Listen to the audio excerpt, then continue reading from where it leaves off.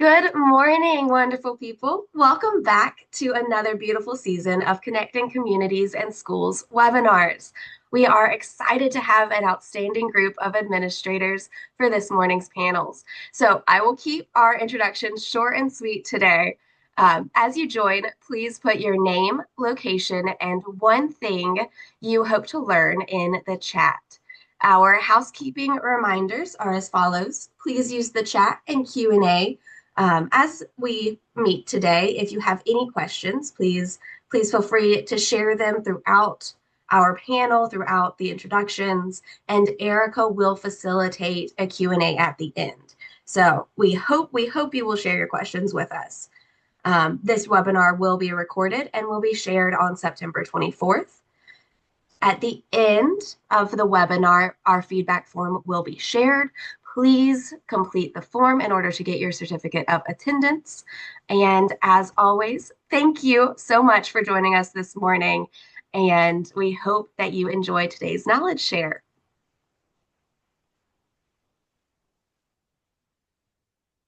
And we'll go to the next slide, please.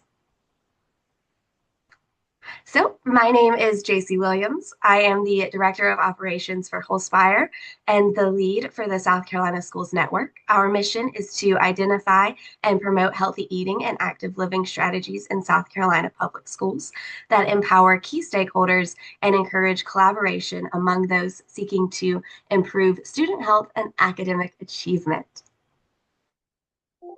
Thank you, JC, and thank you for getting us started and for kickstarting our 25-26 season.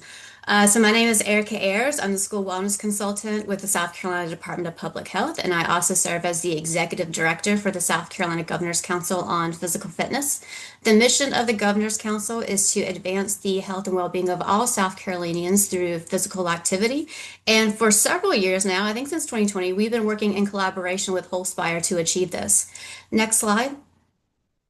An example of this collaboration has been this webinar series. So since the spring of 2022, we've been working together to provide y'all the Connecting Schools and Communities webinar series, where we each month during the school year highlight different components of the whole school, whole community, whole child model as a framework to support students' health as well as their academic achievement. Next slide, please. So for today's webinar, very special, we're going to be taking a look at the health and wellness culture within school districts, within school buildings, and this is going to involve some community engagement as well as some employee wellness. And we're so excited about the panel that we have for y'all today. But before we introduce them, next slide, please, we first want to find out who is in our audience. So JC is going to open up our poll for this morning, and we just want to give our panelists an idea of who they're speaking to, who is in the room.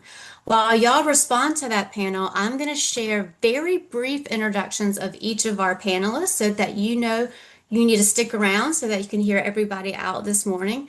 So we're going to be starting with Superintendent Dr. Goodwin. He's the superintendent with Kershaw County School District. We'll then have Angela McLaughlin, who's the Executive Director of Nutrition Services and the President of the Coordinated School Health Advisory Council, or CSHAC, in Charleston County School District, as well as Principal Stacy Maccabee with Buffalo Elementary School and Union County School District. So, JC, what did our poll results look like? We have a good mix of people today? We All right, we do. do have. Go We ahead. do. And Erica, if I may add real quick, I see some people trying to get into the Google form for Q&A. If y'all will please put your questions in the Zoom chat or the Zoom Q&A, that is the best way to do this while we are live. So those of you who are trying to ask your questions, please put them in the chat. We are so excited to hear from each of you. All right, thank you, JC, for that housekeeping. And then, Carrie, we can pause sharing our slides for right now. So we're going to get started with Dr. Goodwin. So, Dr. Goodwin, before we get into the questions, I'm going to share the bio that was shared with me so people can get to know you a little bit better. So try not to blush. I always try not to blush when people read my bio. So Dr. Goodwin began his career as an industrial technology teacher at Camden High School in Kershaw County. He went on to serve a variety of leadership roles across South Carolina, before being named the superintendent in Chesterfield County Schools in 2012, where the district earned its first ever excellent rating and consistently exceeded the state graduation rate. In 2023, Dr. Goodwin returned home to serve as the superintendent of Kershaw County Schools. Dr. Goodwin has received numerous honors, including South Carolina's Superintendent of the Year, and has been recognized by state and national associations for his leadership in academics, athletics, and the arts. He also serves on multiple education boards and is a past president of the South Carolina Association of School Administrators, a Camden High graduate. He holds degrees from Clemson University and a doctorate from Nova Southeastern University. So, Dr. Goodwin, thank you again for taking the time to be here with us this morning. We really appreciate it. Yep. So, Glad we were able to make the time work. jumping right into it, Dr. Goodwin, will you share a little bit of information about Kershaw County School District, specifically about your student population? Sure will. We're almost 11,000 students. We're typically a growing school district, but this year we're not. We kind of stayed stagnant. We have a real unique blend in our three major attendance areas. We have a very rural area in the north central community, which is our largest geographic but smallest population-wise. Then we have Camden, which would be old, town, kind of a feel, deep roots all the way back, pre-revolution. And then we have our West Wateree area, which is our fastest growing, where we border Richland County. And we feel a lot of effects in this district from military connected families. We have Shaw Air Force Base that's close. We have Jackson, Fort Jackson, that's also close. So interesting enough, when you put us all together, we're about 63% poverty index, which is rather high for the Midlands of South Carolina, and to not be a urban district. So that's sort of what we look like in our makeup. Thank you, Dr. Goodwin. And I think that I like the lens that you're going to bring for a more rural school district with somewhat of a higher poverty status. So I think what you're about to share with us, a lot of folks listening who come from very similar communities or school districts will be able to relate to this. So we appreciate the perspective you're going to bring. So getting into that, let's talk about your journey into prioritizing student wellness. While many of us understand the importance of student health, we want to know what personally influenced you to make this a priority in your district. Well, it's interesting. I have a family background of rather deep poverty in my own family, just a generation back. So, that always has sort of been a guide for me on the poverty side of things and making sure. In my experiences, I have moved around the state a good bit. And one of my first assignments was to figure out how to bring mental health counseling to a school district in the earlier 2000s, and to do it using no money. There was no funding available. And I got to be real passionate about mental health. But, what you find then is that mental health then, if you start studying mental health needs of children, you then find that you study wellness needs of students. And it was almost like it was planned, but it wasn't. My very first board meeting in Kershaw County, coming back home after 30 years, we were to pass a policy of open facility use for community. And it turned in, when I proofed the package, guess I didn't do my homework. I thought, well, this is simple. We're gonna pass an open use policy. We're gonna take care of all the signage. We're gonna take care of all the things we need to and all. And this was the night it was supposed to pass. And I realized real quick I can count to 9, and you got to have 5 to pass something. And I'm sitting in the superintendent's chair the first night and realized we can't pass this policy because there's too much of folks not understanding what was trying to be done. It made perfect sense to me coming from Chesterfield County, because we'd done things that were similar, but Kershaw, it didn't. So I leaned over to the chair and I said, let's get somebody to move to table this thing, and let's do our homework and come back. It was also my public information officer's first night on the job at a board meeting. And she was shell shocked, and we both were. But we were able to go back and do a little bit of work with our folks to let them know, number one, that liability is not a concern. We were able to talk about whether we have a community use policy or not. Our facilities are going to be used. So we need to have some parameters that they're used within. I used to drive past one of the schools in Kershaw County frequently, and kids would be there having a birthday party at the school, but they didn't have a community use policy, but there were birthday parties all the time at the school. So, I was able to tell the board, even though you don't have a policy, you really have a practice. So we did that. And all of this ties back into the wellness, because if you take our North Central community, which is most rural, there are no facilities for wellness besides our facilities. The walking track we have there that covers all of our campuses is used constantly, and it's so important. Then you tie all this to the wellness side of nutrition, and we're a community eligibility school district who does breakfast and lunch free, and then we also do a number of sites where we do dinner. What we're trying to do is reach the whole child and make sure that when they come to school, they're ready to learn. But not only when they come to school, but when they go home, who knows, maybe they'll bring mom and dad over to the school to walk or to use some of our other facilities. And so it becomes a change for the whole community. I love that, Dr. Goodwin, and y'all's success in getting that open community use policy adopted has been one of my favorite to share across the state as well as on a national stage. So, for anyone on the call not familiar with the policy that Dr. Goodwin is discussing, open community use is when, like Dr. Goodwin said, a school district, a school allows the community to come use their outdoor recreational facilities. That could be a playground, walking tracks, fields. It's up to the school district and the school to decide what those facilities are. And then once they decide, so in Kershaw, they started with the playgrounds and now they're looking at the tracks. Then they let the community know, hey, this is a resource for you. Like Dr. Goodwin was talking about, that part of your district where it's very rural and there's what we call play deserts. There's not a lot of places for people to go to for play and to be physically active. It's then available for the community. So that could be the students, their families, or the neighbors being able to use those facilities for free to get that physical activity, to be able to go out and play and have that resource available to them. So, Dr. Goodwin, you mentioned the challenges, the questions that your school board had, one around liability. Can you give a little bit more information on how you were able to address that and how you were eventually able to get the board to approve the policy?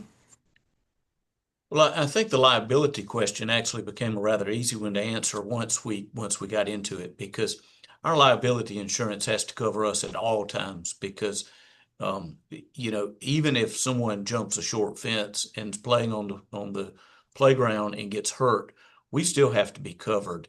That short fence is not enough to get rid of the liability for us, where you say, well, there was a fence there, you shouldn't have crossed it.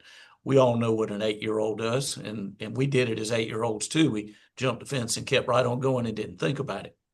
But we made sure that we got documentation that we were covered and that the use was there. We also have a great partnership with our county recreation department, and we have an intergovernmental agreement about use of our facilities and theirs. And that intergovernmental agreement even has additional liability coverage for both of us, so that I'm not going to say we have double coverage, but if there's a gap in one, the other one tends to cover it. So that one ended up actually being pretty easy.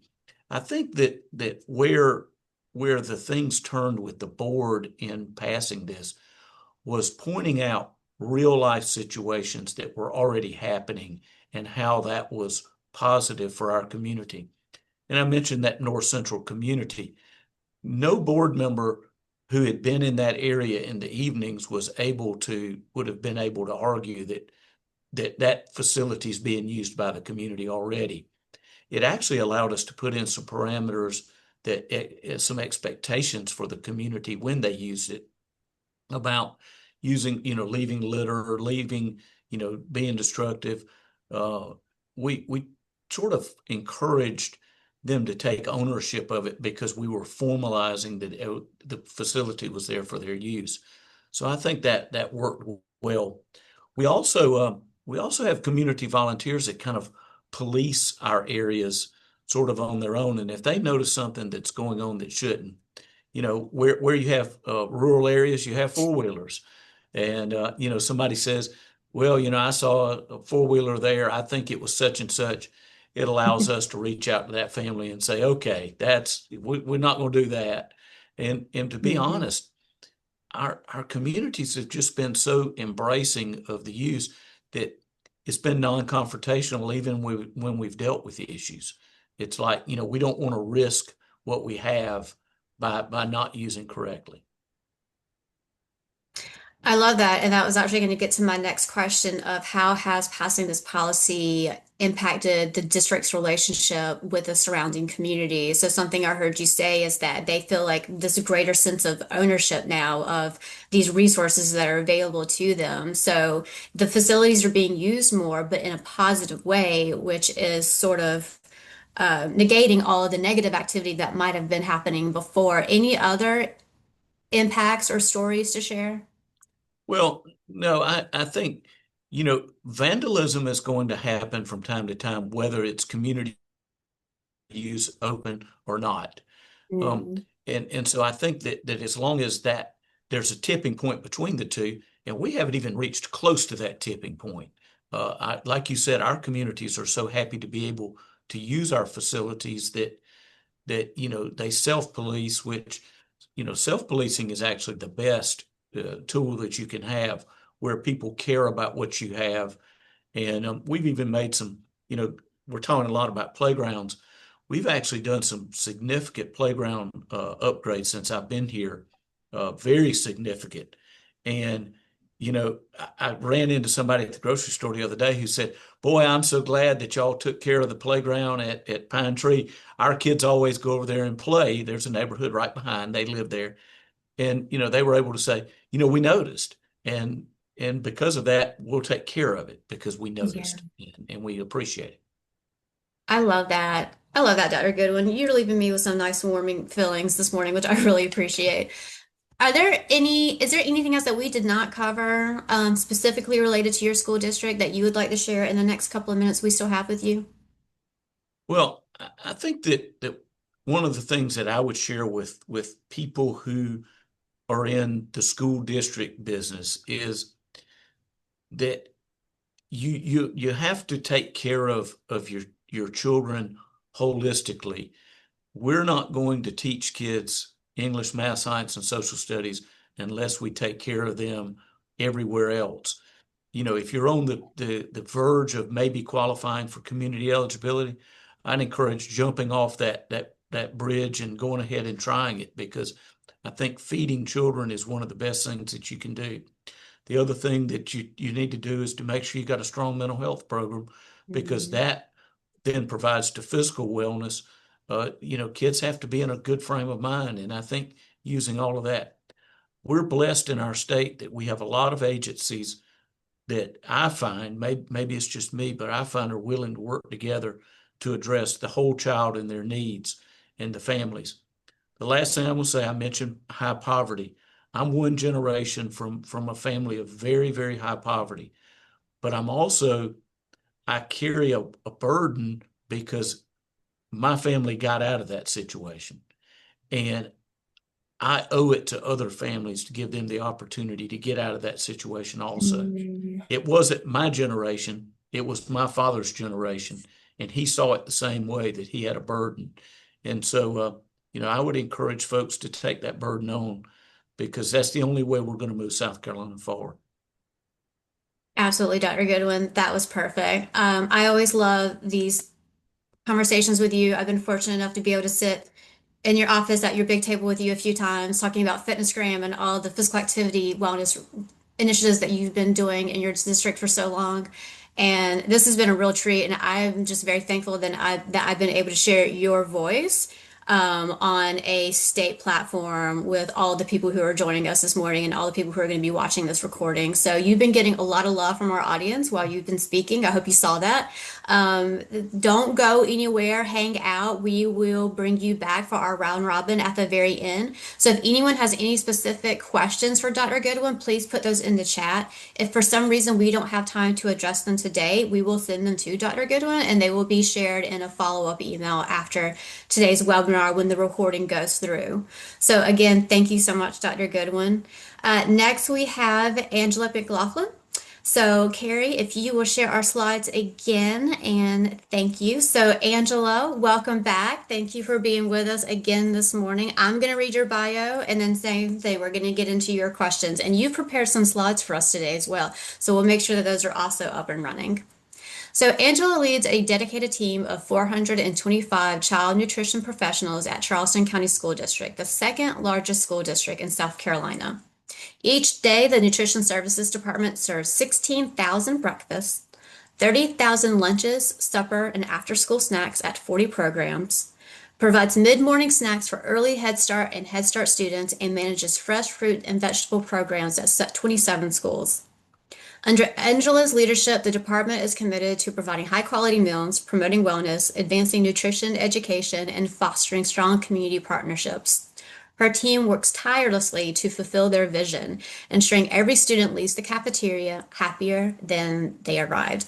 Angela, I gotta tell you, when you sent this bio and you had those numbers, it just completely like blew my mind. So, from your perspective, running the nutrition services program, also the district's Coordinated School Health Advisory Committee for the second largest school district in South Carolina, I feel we have so much to learn from you, and I'm so excited to just dive right into it.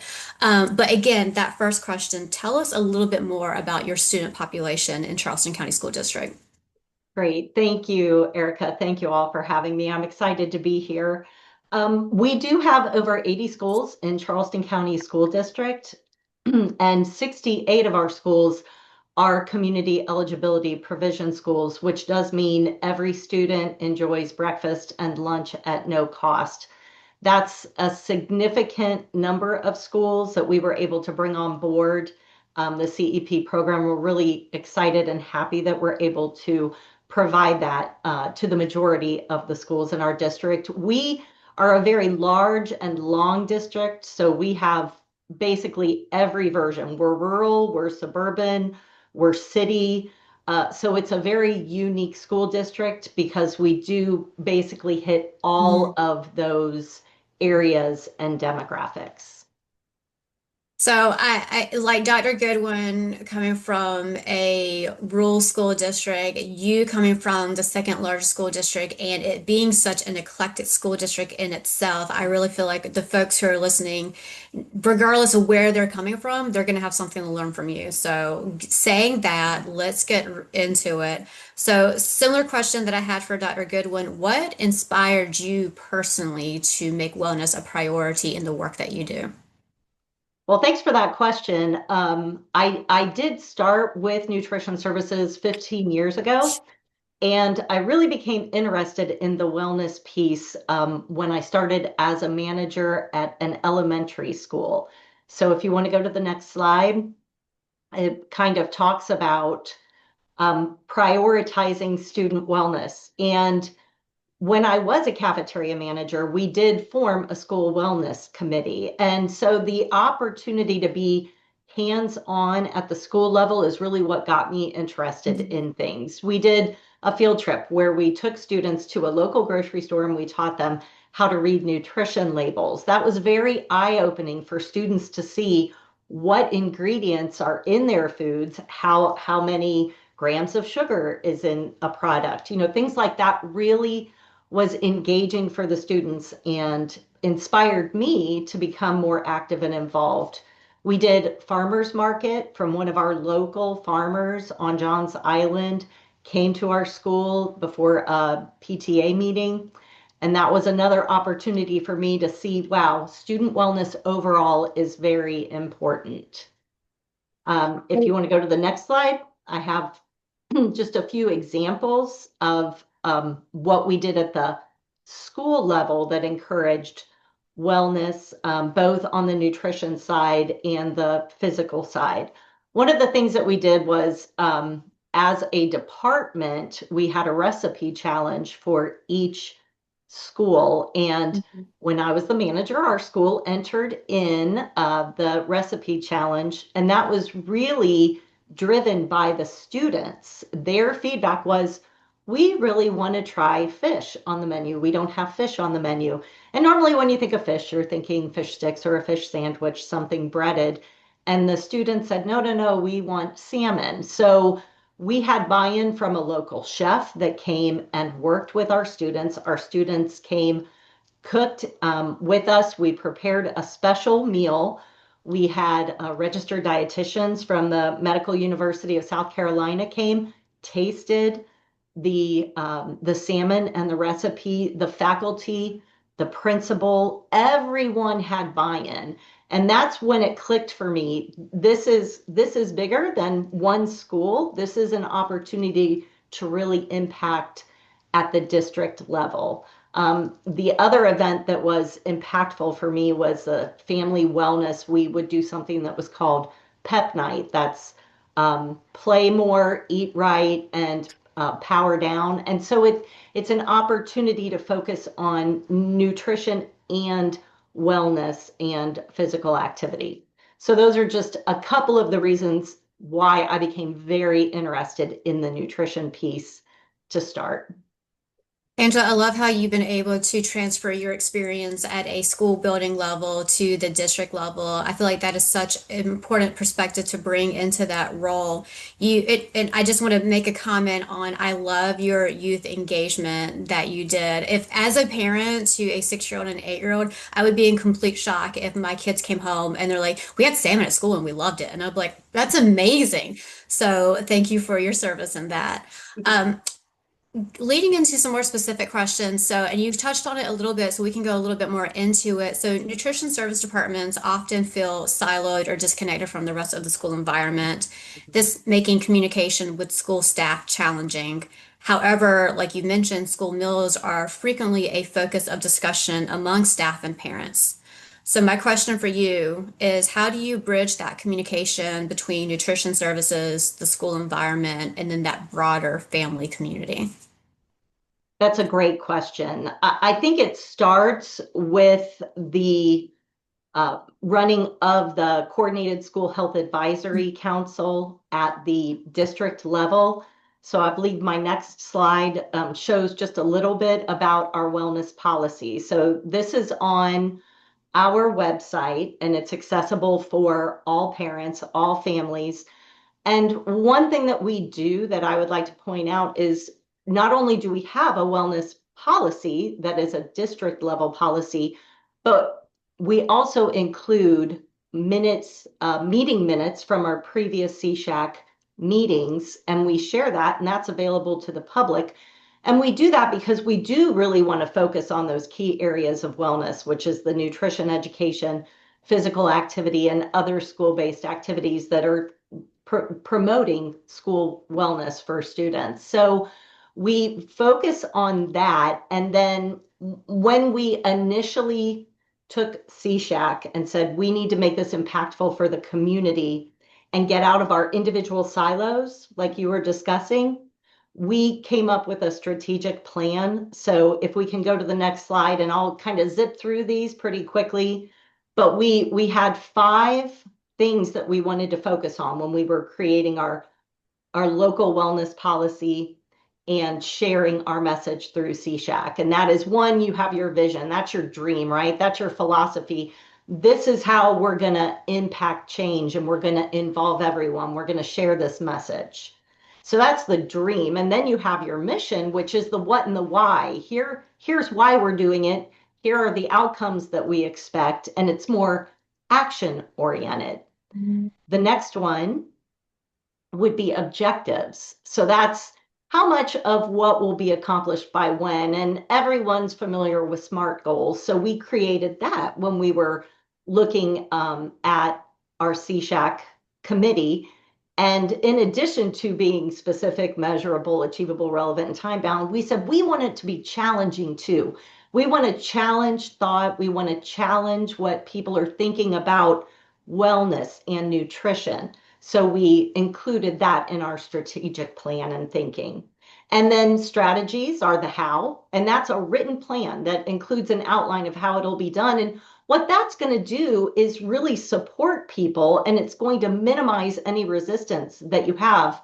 It's going to reach people, because if you talk in your vision and your mission, but you don't get down to the how and the strategies, it's never going to be accomplished. So we thought that was important. And then the last thing that we did with our strategic plan was our action plan. And that's providing details for meeting the objectives, and using that kind of criteria. So making sure that we are following up, that we're doing surveys, that we have evidence-based and comprehensive information.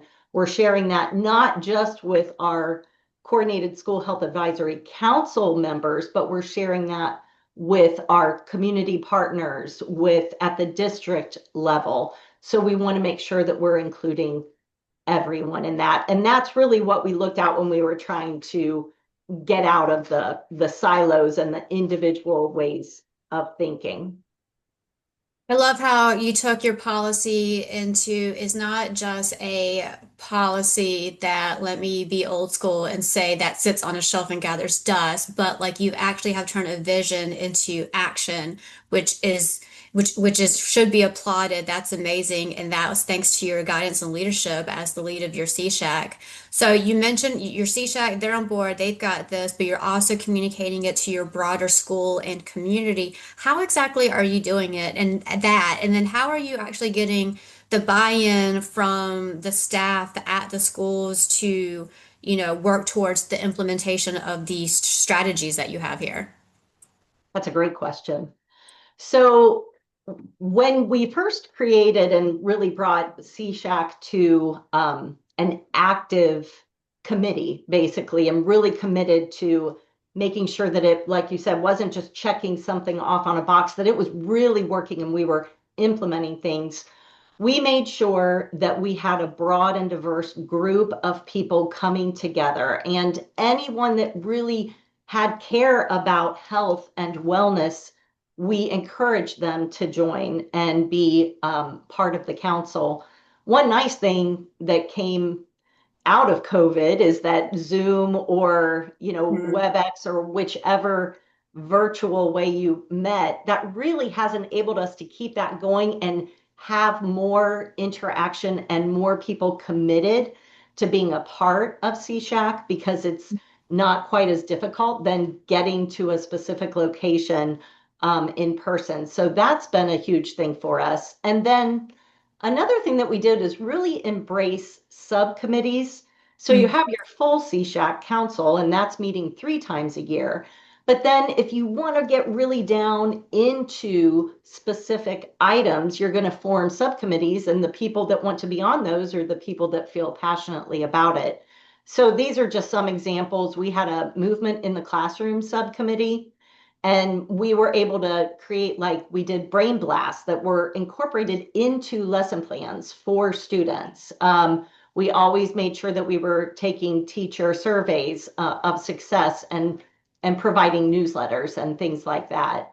We also had our wellness subcommittee, and in a couple slides, I just have examples of videos that we create and ideas that we share with the community at Broad. So if you want to go to the next slide, we can just show a couple. These are just examples. If y'all want to look at them, I would highly encourage it, because they're on YouTube, and you can always find them if you just go to our district website. We have them available, but we do an In the Kitchen with CCSD Nutrition Services. They're very quick, 2-minute, if that, videos.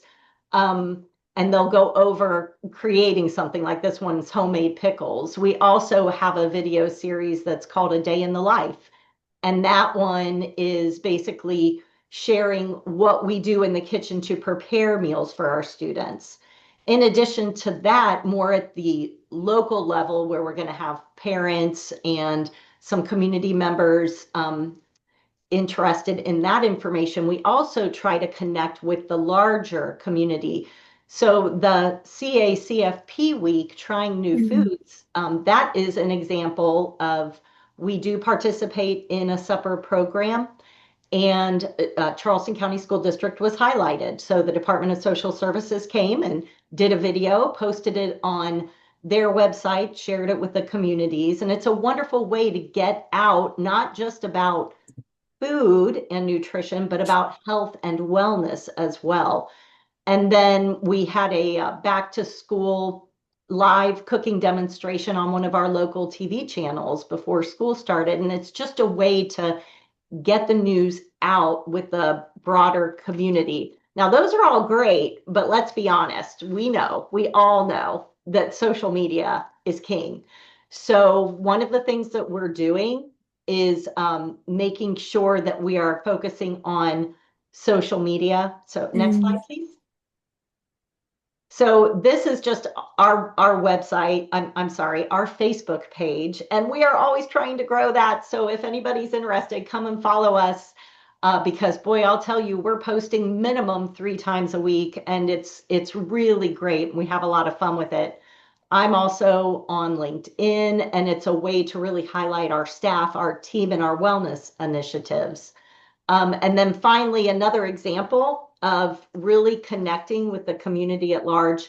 And this one specifically involves buy-in, like you mentioned. How do we get buy-in by our site-based team members? It's things like this right here that helps us get buy-in. This is Tray of the Week, and the initiative is through the South Carolina Department of Education Office of Health and Nutrition, and they sponsor a Tray of the Week competition weekly.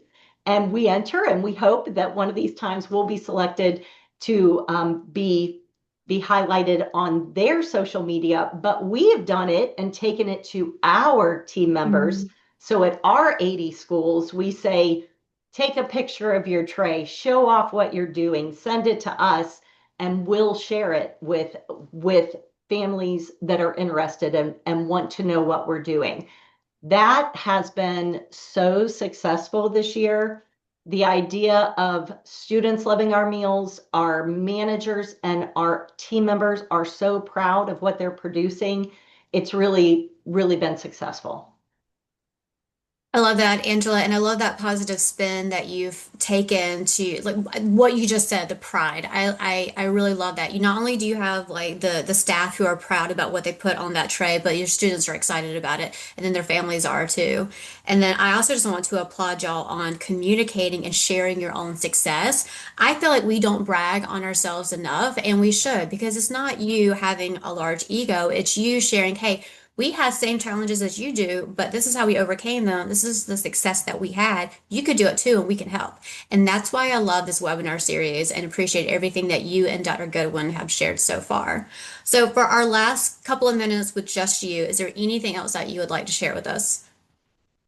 Really just the communication, commitment, and community partnerships are really key. We have found that that's how we're able to keep our CSHAC going so well. And I should chime in and say we're lucky being a large school district. We do have a registered dietitian on staff, and her role is to, create special diets, to focus on nutrition education, to build those community partnerships. She actually has taken over coordinating the Coordinated School Health Advisory Council.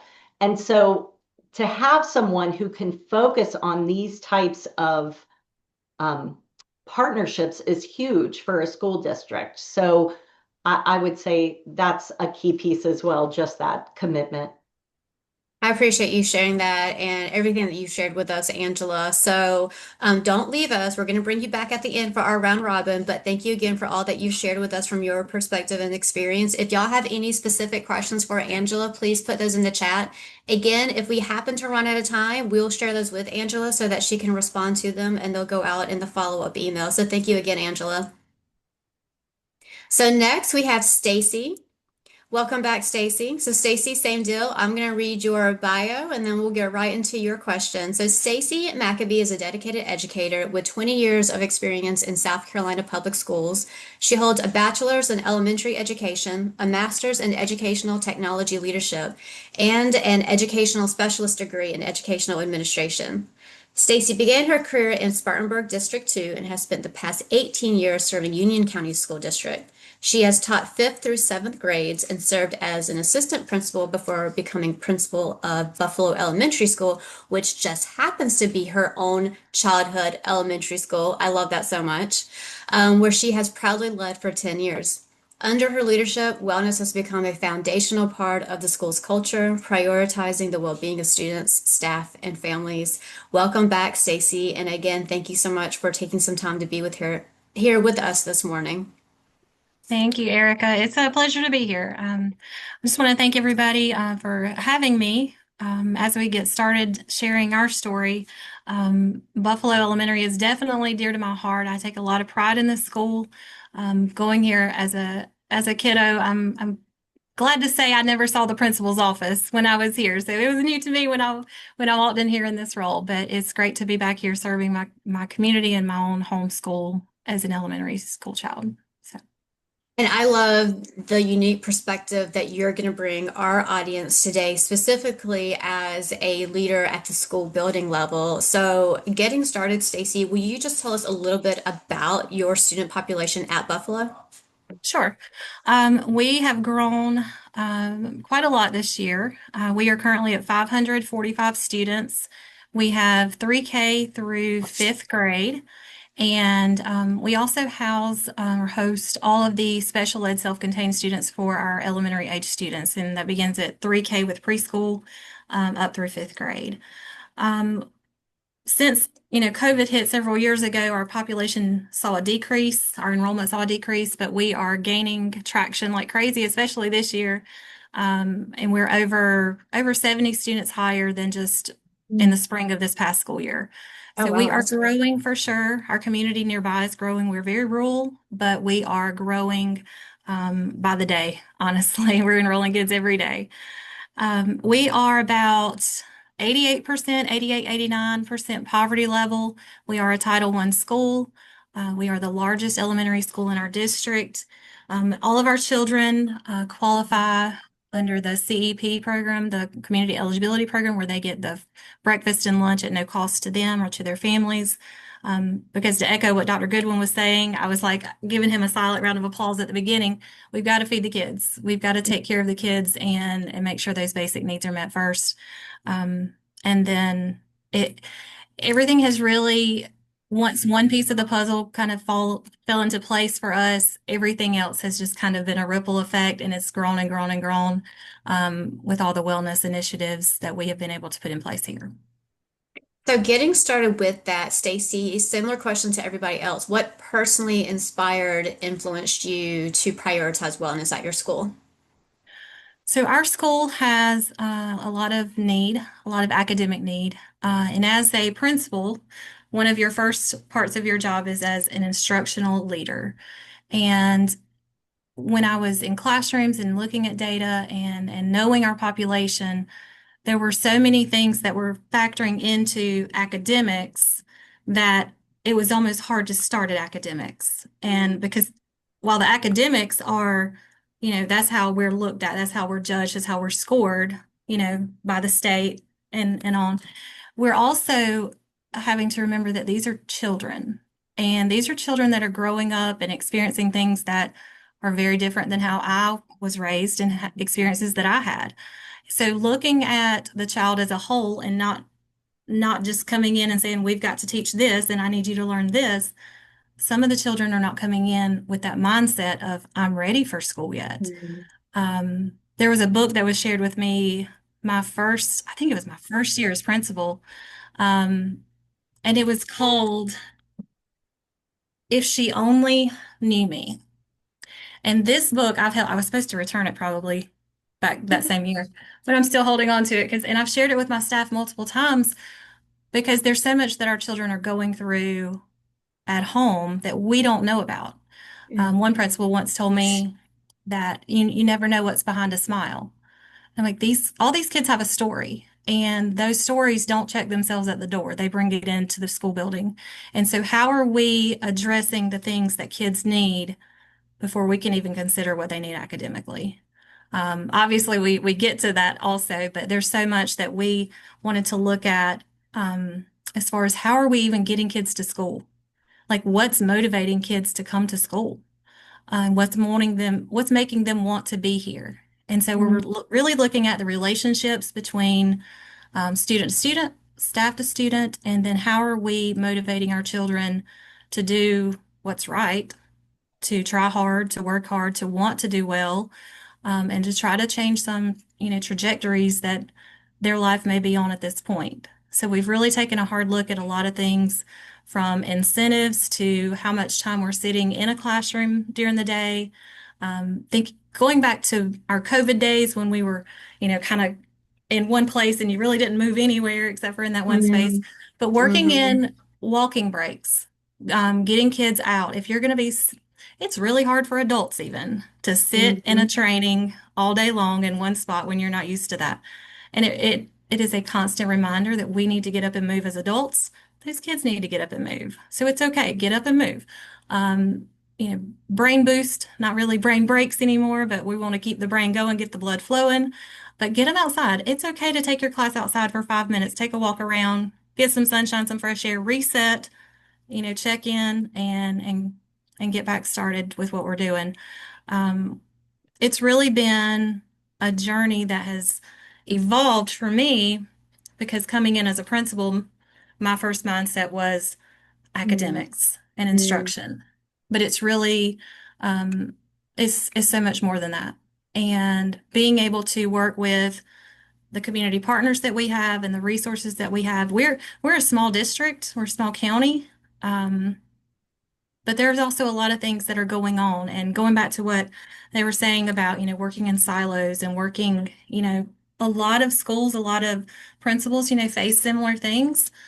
But a lot of these kids need the support, and the key to it is getting the information out there to the right people. And we're really excelling in that area with the partnerships that we have right now and how we are getting those resources and the parents and families in connection. You said so many things that I really appreciate. I just want to do a shout out to Christina Cody for all teaching us what a Yes. brain boost is and not a brain break. I That's know right. she's watching right now. But Stacey, I really appreciate you as the other administrators this morning for, yes, you go into it and you know that your job is academic because it's great. It's just like how we make sure our kids are the best performers when it comes to academically. And something that all three of you have in common is the fact that you all said it. We have to first make sure that a student feels safe and that they are ready to learn. And a lot of times that means that they are well fed and mentally and physically healthy enough to learn. And that's where you start. And when they're ready, then, the academics come into play with that. Because what we know is that healthy students are better learners. So I appreciate, like what you just said, taking the time to get the information out there, like today, on how to do that. So getting right into it, I'm very curious, and I'm sure our folks are too.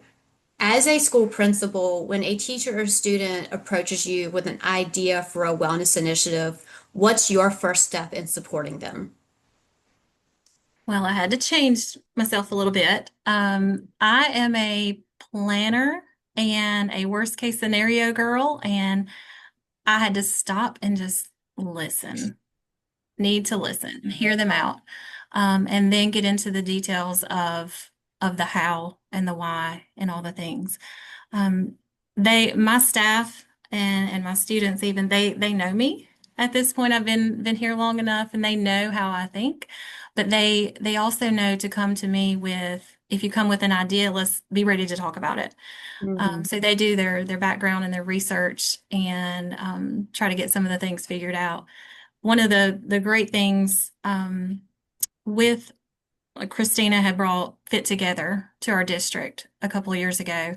And with our change agents, for instance, the students wanted to work on a project for our school to make our school better. And before they brought it to me, they were taught and guided and advised how to get a plan together and do your research so that when you go, you have a good idea of what you want to present. And so it was almost like a done deal when they came to me. I'm like, you've done all the work. Yeah. Um, but really, if they're interested in it and they want it and it's going to be good for them, good for our school, why not? If it's doable. So I think the biggest piece is being open-minded and listen to what your people are saying. Listen to your young people. Your Mm. kids are so insightful and they have such great ideas. We just need to listen to them. I love that. What advice do you give teachers and students when they're navigating school policies and resources and trying to gain that administrative approval? You touched on it a little bit, but what other insights could you share in order for them to be able to make their case and get that principal or that school district level administrator's support? I would advise them to look at the impact and the interest. Like gauge the interest of who would be wanting to do this or getting involved with it. If you're wanting to start an initiative or a program, whatever it is, who's your people?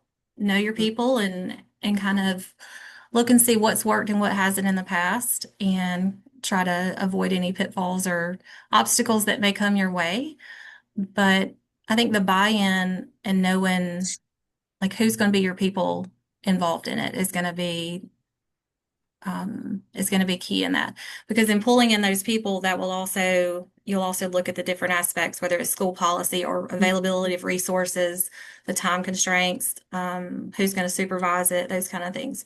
Just pulling in the right key players so it's not just the one sole person or a couple people, but really kind of looking at it from all angles to see where this is going to go. Yeah, I get that. It needs to be a team effort, bringing all those different expertise and resources and as well perspectives. Right. Um, so how do you help connect teachers and students with community partners or parents or other staff who can support these initiatives? Like, what's that connection between the folks in your school and the folks in the community and how they work together? So if you take a look at this slide, it really our journey, our wellness journey really started with our school garden. We have a local Clemson Extension office here in Union. And it is the one of the top guys there is over the 4-H for our school, for our district, for our county. And school garden has been a thing that it's always kind of been out there and existed, but then it started popping up more and more. And so I threw a feeler out there. I was like, hey, who would be interested in this? And I had multiple teachers say this would be great for our school. So I went through the right channels, with our facilities and maintenance and all the things and making sure our grounds crew and all the people were on board. And we went through, I had 5 teachers, including me. We all went through this training and it kind of evolved from the school garden to how else do we want to grow this? Mm. Um, and so we were looking at instructional things with the garden and how we're getting children to learn about, where does food really come from? And then it became, science lesson, then it became a writing lesson. But then it kind of grew on to we're spending time outside. Let's go take a walk. While we're on the Yes. way to the garden, let's take a walk and let's look around our campus. We would, I love these pictures, but it really grew into family engagement events after that. It grew into partnerships with the hospital system. It grew into innovations counseling. It grew into so many people. Um, once you tap into the resources, even just one, it starts to grow. Mhm. Fit Together with Christina Cody really kind of spearheaded some of that for us, like the Healthier Generation work with that, with Fitnessgram, which was already in our school, but our PE teacher, this is something he does every year. But how are we using that information to guide us and lead us? How are Mm. we expressing to our children that movement is important? Back to family engagement, we had a Healthy Hearts Night, and we had different community partners from Union as well as from Spartanburg and surrounding areas come in and share information with families. And the way that we do it to get our people here, we always partner a family engagement event with a grade level performance. And Mm. so we get the people here because they're going to come and see their baby perform. They're going to come and see them sing or be in a Mhm. play. But we get them here, we provide some refreshments, and then we give them information. And sometimes it's that education piece that we need to make sure we're doing because while we are here to teach children, part of our job also as a Title I school is to help parents, help families help their children. And we can't do it all here at the school. We have to have the buy-in from home. We have to have the buy-in from the community. Or again, everybody's back in their silos. There's a lot of support that exists if you tap into it, but it's about sharing those resources and getting that information out as much as we can. We had a grandparent event. Grandparents' Day was just a couple weeks ago. So we had a grandparent event at 4:30 in the afternoon because it's grandparents, you know. So they came in at 4:30 and we had great conversations about just putting down the devices. If you've got your Yeah. grandchildren with you, put down the devices and have a conversation. Go out for a walk, work a puzzle together, play a game together, do something that is going to enrich the child, strengthen the relationship, and work on those oral language skills, for instance. Um, but if we can get kids moving, oftentimes it gets parents moving. But I think Mm. it goes back to us sharing the importance of getting up, moving, doing something, even if it's a 5 minute walk, even if it's a trip, go outside and play for a little while. A lot of kids, they're on video games or devices Mhm. themselves. So it's just sharing the information and how we can connect those people together with the resources. Stacey, I really appreciate how you, as a leader, have this big picture perspective. And you shared it earlier when you were introducing yourself in your school, where if you do this, it's going to, you called it a puzzle. It's also like a snowball effect. Like you knew if you listened to your youth and had that youth engagement, if you engaged your families, if you engaged the community partners, if you shared the information like you said you were doing, then it started with this, maybe one initiative, but it snowballed into what has now become like a cultural phenomenon in your school where wellness isn't an afterthought, but it's embedded in everything that y'all do. And I think that's beautiful. And I think the people on the call today can really learn from that and take from that as well. Our last minute with just you before we bring back all of our panelists, is there any last minute insights that you would like to share?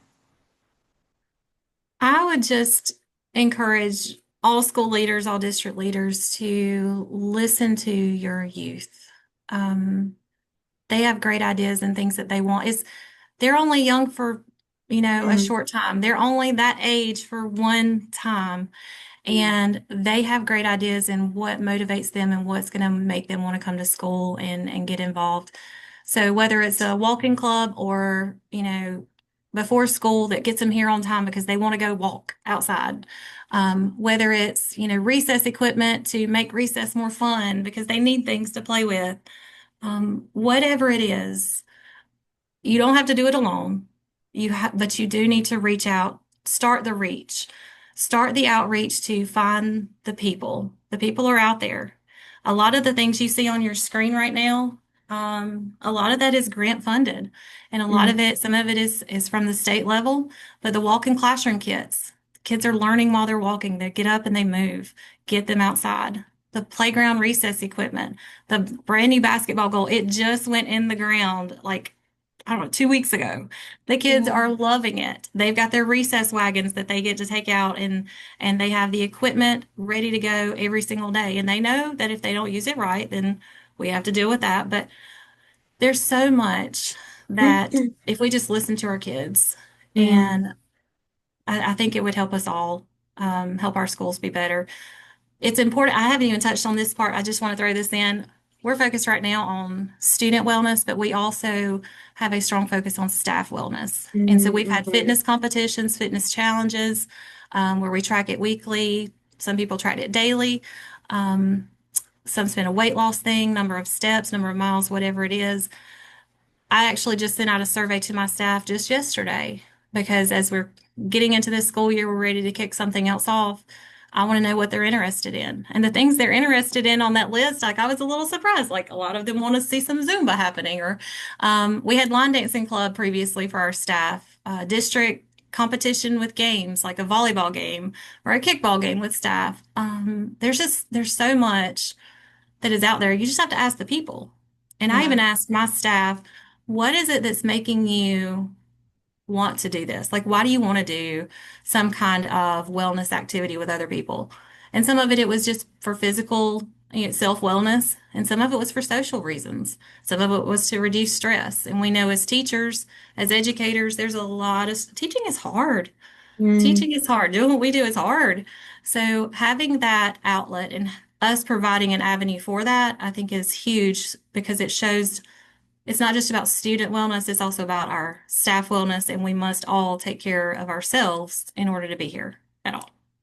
I'm so glad you mentioned staff wellness, Stacy, because the same thing is true. Like healthy students are better learners, but healthy teachers are better teachers, right? Like our teachers also need to feel safe and healthy and ready to teach, the same way our students need to feel healthy, safe, and ready to learn. So I'm glad that you brought that up.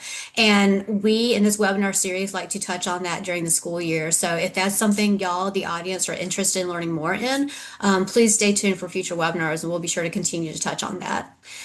So with that, Carrie, we can stop sharing the slides for now. Thank you so much, Carrie, for controlling the slides today. We really appreciate it. Dr. Goodwin and Angela, we'll have y'all come back on. And then, JC, do we have any burning questions from our Q&A or the chat that we can share at this time? We have about 10 minutes to respond to any additional questions. So we had two questions pop up, or we had a question from Kristen and Cody for Dr. Goodwin. Is Dr. Goodwin willing to connect with UCSD as we start the journey? And a shout out to the district nurse. So I guess a question is how to make those connections, either with the crew that's here today or any advice on those connections in other districts.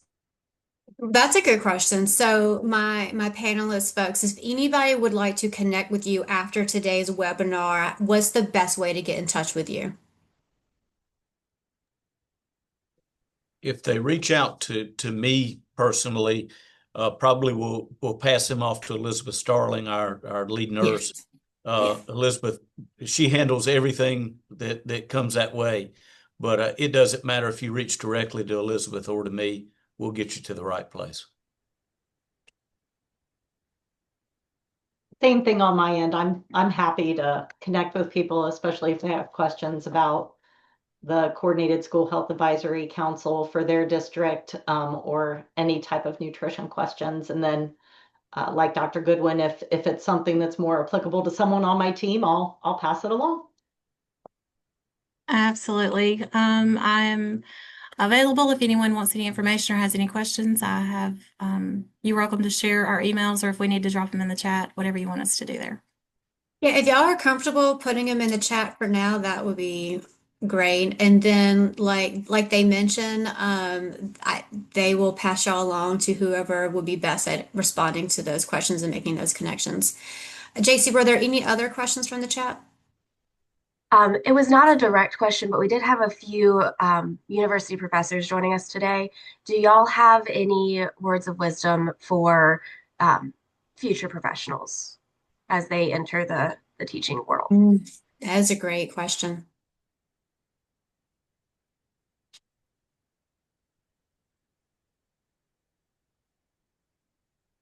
I would say think big. Think bigger than what's in front of you right now. Think about how your impact is going to change something. If what you're doing, if you're not seeing an impact, are you getting everything out of it? For me, I want to see my impact do something. I want to leave this school better than I found it. I want to walk away when it's time and be like, we did great things. We changed lives. we made an impact. So I would just say think big, think long term, and how you're spending your time in your life. Like, what impact are you making on our future? That's great, Stacy. Angela and Dr. Goodwin, any advice for our future educators and administrators?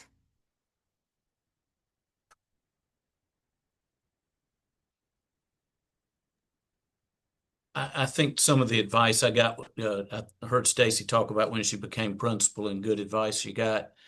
When I first became a principal, the superintendent looked at me and said, "You do realize that you're more important than the mayor of the town."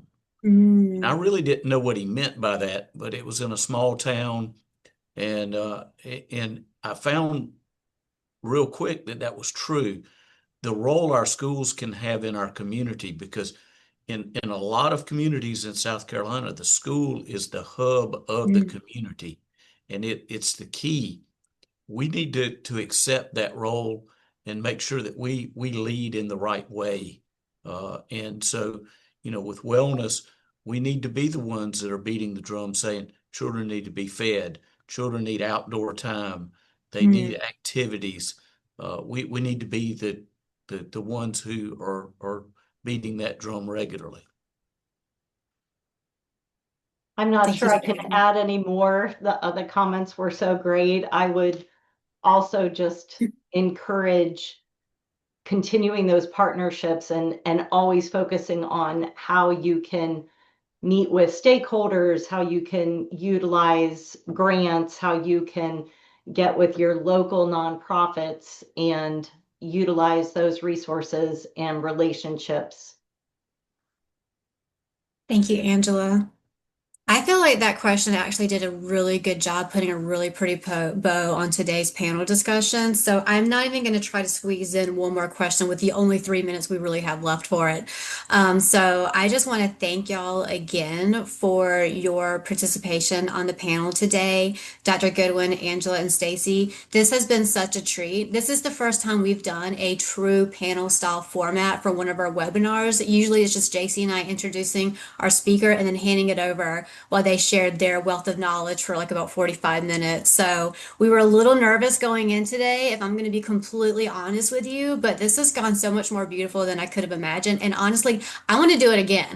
So I'm so glad we recorded this because I'm going to put it in front of everybody's face and be like, you need to hear what these people are saying because this is gold. So thank you so much for also allowing us to record your beautiful words spoken today. And then my planning committee for this series, let's figure out how we can do some additional panels like this in the future because this has been just been like Stacy, what you said, what's most important is getting the information out there of how this work can be done and how people can get involved. And that's what y'all did today. And y'all did it from three very different, very important perspectives, and I really appreciate y'all for that. I also want to tell you that this has been one of our highest attended webinars that we've had, so congratulations on that. And this is the most active I have ever seen our chat. So you guys have been getting a lot of attention and love this morning, which I greatly appreciate. So I want to give another big thank you to everyone who showed up live and those who are watching the recording. Thank you for taking time out of your schedule to choose to watch this recording. We hope it was meaningful for you.